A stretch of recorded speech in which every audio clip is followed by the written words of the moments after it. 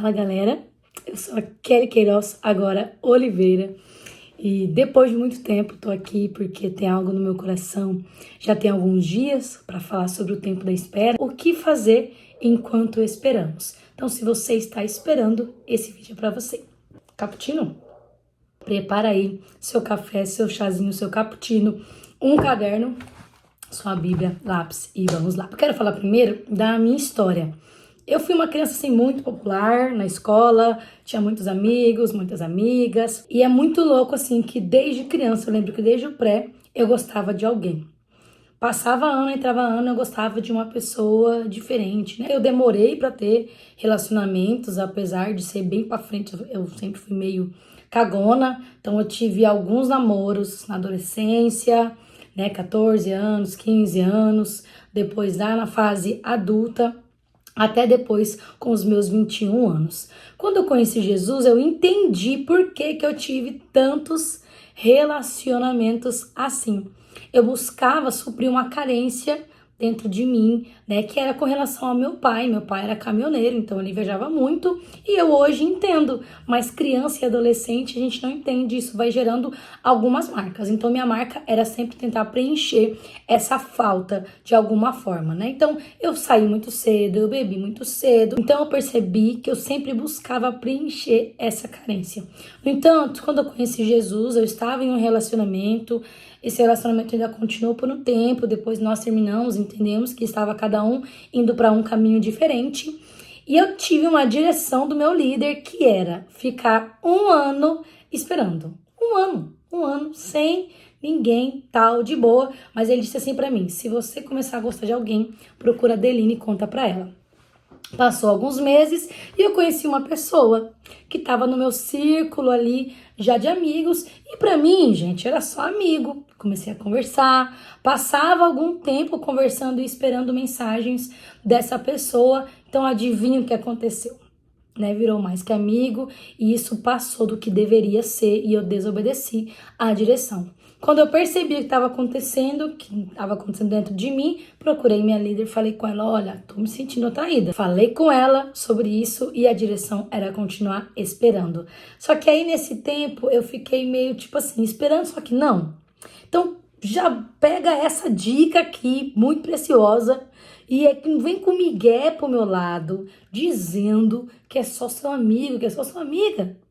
Quando você fica o dia inteiro esperando a mensagem daquela pessoa, ou quando você passa a madrugada acordada, conversando com aquela pessoa, não vai ser só amigo, querida. Se você decidiu caminhar com Jesus e decidiu se guardar e esperar, então é pra você esse vídeo, não é pra outra pessoa.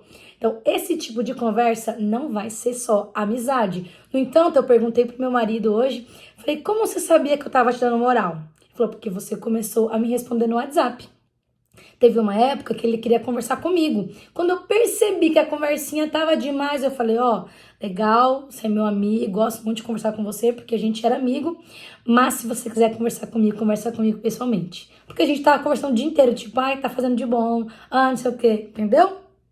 Deu pra entender, né? Então você sabe do que eu tô falando. Então, já tesoura aí qualquer tipo de conversinha. Menina, se o menino tá começando a dar muito lado de conversa com você, tesoura. Falou, massa, valeu aí. Só que conversa comigo pessoalmente, no meio de todo mundo. Relaciona aí, no geral, pra isso não chegar onde você não quer que isso chegue. Então, aconteceu o relacionamento. Nós terminamos também. E aí eu saí, né, daquele jeito. Na terapia eu descobri que eu tinha trocado uma muleta por outra. Como eu tinha terminado o relacionamento, eu meio que me engambelei ali. Naquele período, então, quando acabou, eu tive mais uma comunhão, porque, gente, o discipulado é uma das coisas mais importantes da vida, de qualquer fase da sua vida. De viver, é você ter alguém, cara, para compartilhar os sentimentos do seu coração, que não vai te julgar, mas que pode te dar direções para uma vida melhor, uma vida talvez menos difícil, porque, por exemplo, eu tô aqui compartilhando com você o que eu vivi, coisas que você não precisa viver, porque eu tô te dizendo, mas você pode escolher viver e é isso, faz parte. Então, já tinha recebido a direção, desobedeci, pedi muitos perdões, fui conversar com a minha líder, falei de novo com ela, ela falou, olha, agora obedece. Deixa Jesus ser o seu noivo. E aquilo fez muito sentido para mim. Comecei, então, a viver um processo ali em 2019. Eu vivi esse processo de realmente deixar Jesus ser o meu noivo. Gente, eu orava de me espernear, de deitar no chão, segurar o pé da cama, de tão desesperador que era para mim. Porque lembra que eu disse que eu era carente? Pois então, a carência estava lá. Então eu precisava o quê? Viver os processos e tirar aquela carência para que então eu pudesse viver um relacionamento, um casamento sendo um. Eu orava e eu orava assim: Jesus, preencha as lacunas do meu ser. Aquela canção da Laura Sogueles. Por quê?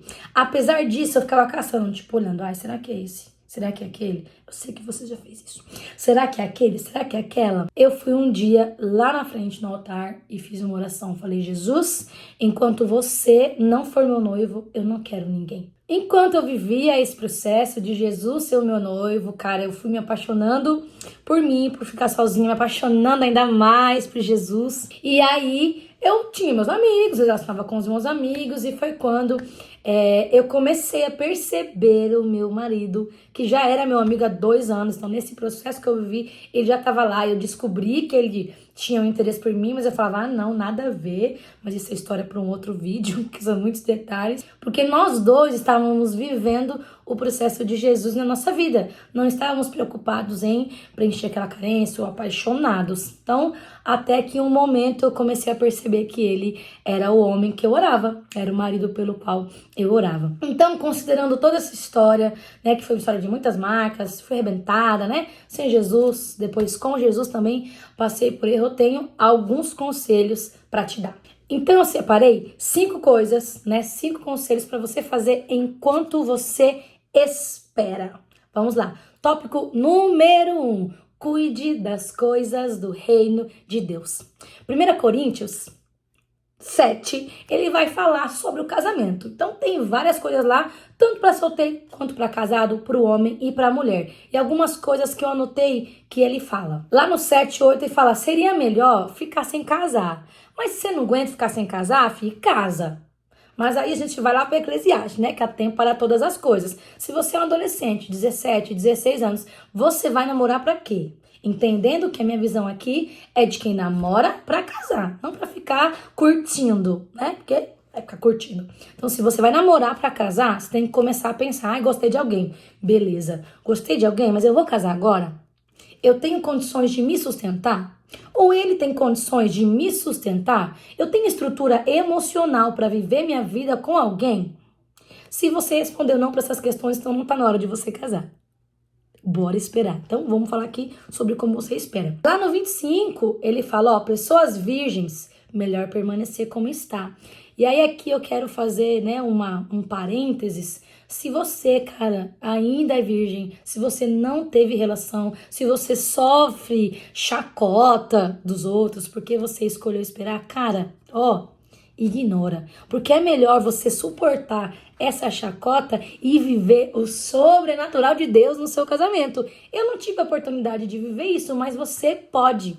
Então, cara, suporta esse trem aí. Suporta para você viver. Olha aqui Paulo dizendo, melhor permanecer como está. Você vai ver o céu descer na terra no dia do seu casamento. Você vai colher frutos dessa obediência. Vale a pena. E no 27, ele fala o seguinte, está solteiro? Não procure esposa.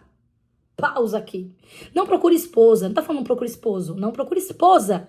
E aí, essa aqui é pra você, mulher. Você não procura o seu marido. Para de ficar procurando esse, aquele, esse. Você não procura, você espera.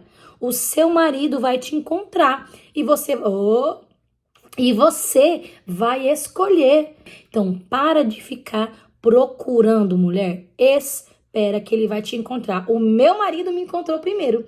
E aí depois eu comecei a perceber nele coisas que eu queria, mas enquanto eu esperava, tá? Você, homem de Deus, você tá solteiro, não procure esposa. E lá no 32, quem não é casado, cuida das coisas do Senhor e em agradá-lo. Se você ainda não é casado, você vai procurar as coisas do Senhor. Então, esse é meu primeiro conselho. Vai cuidar das coisas de Deus. E o que é cuidar das coisas de Deus? Cara, vai orar, vai gastar tempo com Jesus, vai ler a Bíblia. Vai passar tempo no seu secreto com Jesus, vai servir Jesus, vai ver o Evangelho, vai relacionar com Cristo, relacionar com o corpo de Cristo para se tornar um, vai propagar o Evangelho, vivendo a vida no dia a dia. O que o Senhor tem para você, cara? Vai servir, entendeu? Não fica desocupado, porque mente vazia é a oficina do diabo e é real, oficial. Então, enquanto você é solteiro, você faz as coisas de Deus. E dentro das coisas de Deus, eu já vou entrar no tópico 2, que é que você tem que viver o seu processo. Dentro das coisas de Deus, está você viver o que Deus tem para você viver. Às vezes tem um monte de tranqueira dentro de você ainda. Rejeição, trauma de relacionamento antigo, trauma de relacionamento com pais. Você tem que resolver coisas financeiras, coisas da área sexual. Então, enquanto você está no tempo de solteirice, vá viver esses processos de Deus. Mas Kelly, como que eu vivo esses processos de Deus? Relacionando, lá no tópico 1, vivendo as coisas de Deus. Vai relacionar com Jesus. Enquanto você relaciona, adora, gasta tempo com Ele e ouve Ele, Ele vai te mostrando, ó, filho, tem essa coisinha aqui. Ah, tem essa coisinha aqui, então beleza. E não só o relacionamento com Jesus, mas o relacionamento no discipulado. Muitas coisas eu consegui sarar no processo de espera no discipulado. Eu tive processos de restauração com os meus líderes de área que eu precisava de ajuda, né? Que coisas que, cara, se eu tivesse casado sem resolver aquilo, ia dar ruim. Então, se você casa agora que essas coisas eram suas, imagina o B.O. que vai dar. Então, ó, vai viver esse processo aí. Vai orar e pedir para Jesus preencher as lacunas do seu ser, né? Minha imagem é como se eu fosse cheia de buraquinhos. Eu pedi a Jesus, preenche esses buraquinhos com o seu amor. Deixa Jesus te encher com o amor dele e preencher essa carência. Porque se você descobre essa carência, essa rejeição e todas essas coisas, você consegue sarar e sanar. E aí, nesse processo, o seu marido vai te encontrar, ou marido, você vai encontrar a sua esposa. E nós vamos para o terceiro ponto que se conecta com o segundo. Faça uma lista e ore pelo seu esposo. Ore pela sua esposa. Eu tinha a minha, que mudou algumas vezes, porque a gente vai amadurecendo e faz parte. Coloque nessa lista as coisas que você quer, as coisas que você não quer. E é o seguinte, não negocie. Quando você quiser lá negociar, o Espírito Santo vai te lembrar dessa voz rouca te dizendo, não negocie. Não negocie, porque quando a gente está com os óculos da paixão, a gente tem a tendência de negociar a coisa que a gente não suporta, dizendo, não, ele mente agora, mas ele vai mudar, depois vai mudar. Ah, ele não está orando, mas ele vai orar. Não cai nessa. Não cai nessa. Se você disse que você não aceitava, não aceite. Faça essa lista e foque em coisas que importam. Aqui, na verdade, na palavra, no manual, você vai encontrar como você vai pensar nessa pessoa. Quais são os padrões que Cristo tem para você? Mulher, Cristo deu a vida por você. O mínimo, o que esse homem tem que fazer é dar a vida por você. Se ele tá aí assim, ó, esquece, vai orar. Ora por isso. E se eu puder te dar uma dica também, que esse homem, que essa mulher seja discipulado e cuidado por alguém. Alguém a quem você vai recorrer. É muito importante que essa pessoa seja discipulada. Na minha visão, na minha perspectiva de reino é muito importante. Foi algo que o meu líder me ensinou e que eu não deixei de orar por isso. Então faz a sua lista e ora por ela todos os dias. Kelly, eu vou casar, mas vai demorar. Vai ser daqui uns 10 anos, 6 anos. Tudo bem, mas você pode orar com a expectativa certa ou com o lugar certo. Não, isso não te impede de orar por isso. Quarto ponto é se prepare, esteja pronto. Como que você se prepara e está pronto? Pastor Silvano, ele sempre dizia isso. Mulher, seja sempre pronta, bela, né? Vai que um dia seu marido te encontra num dia comum, você tá lá toda escolepada. É uma brincadeira, né? E eu entendo o coração dele. Não tem nada de machista nisso. E eu entendi e comecei a andar pronta. A andar linda, maravilhosa. Maloqueira. Mas para mim, eu estava linda, não só por causa do meu marido que ia me encontrar, mas por mim. Além disso, esteja pronto no sentido de leituras sobre esse tema. Leia sobre casamento, leia sobre o tempo da espera, leia sobre coisas que vão te edificar, que vão edificar o seu espírito e que vão ajudar você a se preparar nesse processo de restauração. Tem o livro Enraizado, por exemplo, o livro Casal Imperfeito, da Fernanda Witwicky. Eu li o livro A Mulher dos Sonhos de Seu Marido. Se prepare, faça um moagem de Tupperware, compra panela, pano de prato e vai organizando tudo. Porque quando chegar o momento, você já vai ter se preparado. Isso é para homem e para mulher, não é só para mulher, não. Então, se prepare, esteja pronto. Quinto ponto é, depois que você viveu todos esses tópicos antes, celebre. Como assim? Outra coisa que o pastor Silvano ensinou. Compra um bombom para você. Compra uma flor para você. Se dá de presente. Ai, obrigada, meu amor. Eu fiz isso, né? Ainda tinha delícias da casa, tinha os bombonzinhos, kitzinhos. Eu fui, comprei um kitzinho. Ó, obrigada. Comi meu bombonzinho. Eu também me olhava no espelho e falava, nossa, marido, como você é sortudo, eu sou muito linda. Antes de dormir, eu abraçava meu ursinho e dava boa noite pro meu marido. Cara, isso ia fortalecendo a minha fé. Até porque, durante o processo de espera, eu achei que eu nunca mais fosse ser feliz. Eu achei que eu não ia encontrar alguém, que eu não ia casar, que esse sonho tinha morrido. Então, pra mim, isso era uma vitória. Ficar reavivando. E no dia dos namorados, para de reclamar que os namorados estão postando coisas. Celebre o amor. Viva a sua solteirice. Porque você não vai passar esse dia como um dia de solidão. É um dia de solteirice. Não é de solidão, porque você tem o Cristo. Que é o outro ponto. Deixe Jesus ser o seu noivo. E se ele é o seu noivo, cara, você não tá passando sozinho, porque ele é o seu noivo. Não adianta você colocar aquele anel, né? Ah, eu fiz um compromisso com Cristo, se você tá sempre, de alguma forma, querendo alimentar essa carência e reclamar de não ter um namorado. Então, se você fizer isso, que entra no nosso tópico de celebrar profeticamente, de você colocar e fazer um compromisso, faça isso verdadeiramente. Porque esse anel aqui é só para me lembrar. É uma coisa física para me lembrar do compromisso que eu fiz, da aliança que eu tenho com o meu marido. Então, o que importa é a aliança que você vai fazer com Cristo e como você vai cumprir essa aliança todos os dias. Lá na praia, em 2021, eu fui para o Rio de Janeiro, como sempre, para dar uma variada.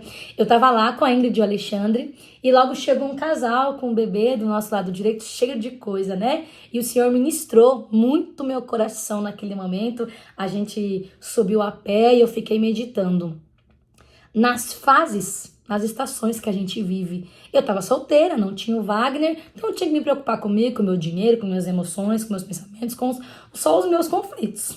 Alexandre e Ingrid não, eles já tinham que se preocupar um com o outro, com a opinião do outro, como o outro se sentia, como o outro pensava, em dividir a vida com o outro, tudo isso. Essa é a fase 2. E a terceira fase era aquele casal com a criança. Um ficava com o bebê enquanto o outro ia no mar, aí voltava, o outro ia no mar, os dois ficavam ali com a criança, então já era diferente. Essa fase que você tá, ela vai passar. E como a Dê diz, o pastor Silvano diz, o melhor é viver o processo. Quando chegar o dia do casamento, fala assim, acabou, já casei. Então o melhor é viver o processo, viver essa etapa. Cara, servindo a Jesus com todas as suas forças, estudando, construindo a sua profissão, seu patrimônio, quem você vai ser, as suas emoções, sendo sarado, cuidando de pessoas, cuidando do evangelho de Cristo. E quando chegar o momento de você se relacionar com alguém, você vai estar inteiro para transbordar essa pessoa. Eu casei e não me arrependi do tempo que eu vivi minha solteirice. Mas e você? Se você encontrasse alguém hoje, se você fosse encontrado hoje, você teria se arrependido da sua solteirice?